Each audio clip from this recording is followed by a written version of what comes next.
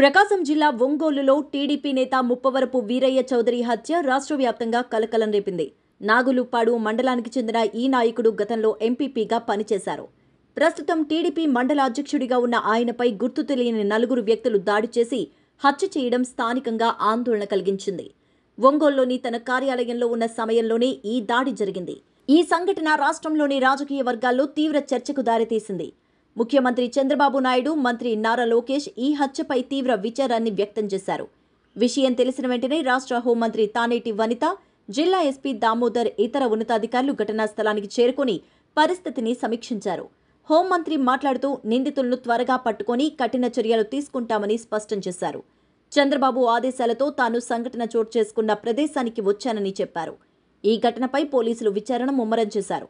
నిందితుల కోసం మొత్తం 12 ప్రత్యేక పోలీస్ బృందాలు ఏర్పాటు చేసి గాలింపు చర్యలు చేపట్టారు. శీఘ్రంగా కేసును ఛేదిస్తామని, సీసీటీవీ దృశ్యాలు ఆధారంగా ముద్దాయిలు ఆధారాలు సేకరిస్తున్నామని తెలిపారు. ప్రస్తుతం పోలీసులు ఈ హత్యకు సంబంధించిన అనేక కోణాల్లో విచారణ చేస్తున్నారు. అందులో రాజకీయ కక్షలు, వ్యక్తిగత వివాదాలు, రియల్ ఎస్టేట్ లావాదేవీలు వంటి అంశాలను కూడా పరిశీలిస్తున్నారు. ముప్పవరపు వీరయ్య చౌదరి టీడీపీలో మంచి పేరు సంపాదించుకున్న నాయకుడు. ఆయన మాజీ ఎమ్మెల్యే ఈదర హరిబాబు మేనల్లుడు కావడం విశేషం. ఆయన మరణ వార్త తెలిసిన టీడీపీ శ్రేణులు, కార్యకర్తలు తీవ్ర దిగ్భ్రాంతిని వ్యక్తం చేశారు.